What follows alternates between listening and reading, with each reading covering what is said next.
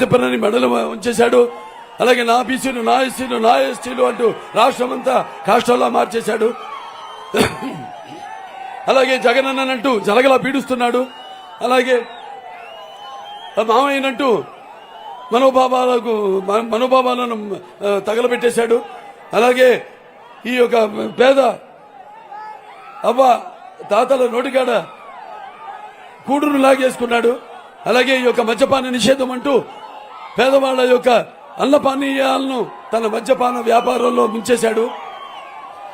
అలాగే నేను నవరత్నాలంటూ మీ అందరి నవనాడులను కృంగదీశాడు. అలాగే నేనున్నానంటూ నువ్వుంటే ఎంత కుర్రతో దుర్మార్గం, దగ, మోసం ఉంటుందో నిరూపించాడు ఈ జగన్. అలాగే దళితులకు అండగా ఉంటానని చెప్పి వాళ్ళ చావులతో తన ఆకలి కేకలు ఆర్పుకుంటున్నాడు. నా అక్క చెల్లెలు, నా అన్నదమ్ములంటూ అక్క చెల్లెల అన్నదమ్ముల ఆస్తులు వాటాడుగుతున్నాడు.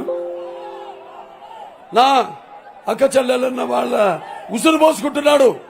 అలాగే అమరావతి రాజధాని రైతుల వాళ్ళ యొక్క మెతుకులను రక్తపు ముద్దగా మార్చుకున్నాడు. ముఖ్యమంత్రినంటూ, ఈ రాష్ట్ర ముఖ్యమంత్రినంటూ దినగంత్రి పాలన చేస్తున్నాడు. నాయకుడంటూ నయవంచకుడు అయ్యాడు. అలాగే ఈ యొక్క విశాఖపట్నం ఉంది రిషి వ్యాలీ కొండను తవ్వి తవ్వి తన ఖండకావరం ఎంత ముదిరిపోయిందో చూపించాడు. మాయల మోసాలకు మరి మొన్న వాళ్ళ ప్రజలకు సొమ్ముని 1400 కోట్ల ప్రజల ధనాన్ని వెచ్చించి రాష్ట్రం అంతా ఊడిగిలు పెట్టుకున్నాడు. సిద్ధం అంటూ దేనికి సిద్ధమని అడుగుతున్నాను. మాయల మోసాలకి సిద్ధమా? కుతంత్రాలకి సిద్ధమా? మొన్నేమో మనం చూస్తే ఇంకా ముందు 100 సంవత్సరాలు ప్రజలకు దొరకకుండా ఈ ఇసుక పత్రాలతో వేశాడు.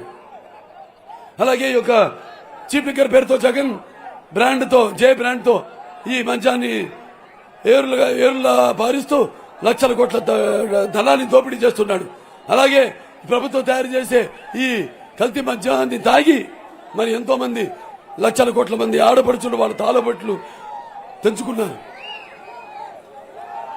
అలాగే ఇలా చూసుకుంటూ పోతే ఎన్నో మనకి తెలియనివి, కనబడేవి ప్రత్యక్షంగా పరోక్షంగా మన రాష్ట్రాన్ని పూర్తిగా ఈయన నిన్నే ఒక జియో తీసుకొచ్చాడు.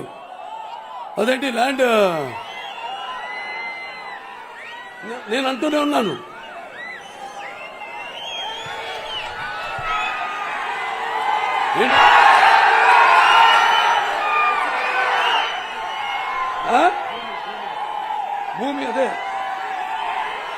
భూమి ల్యాండ్ రిజిస్ట్రేషన్ యాక్ట్ నిన్నే నేను చెప్తూ ఉన్నాను, అది తీసుకొస్తాడు తప్పకుండా ఎన్నికల ముందని.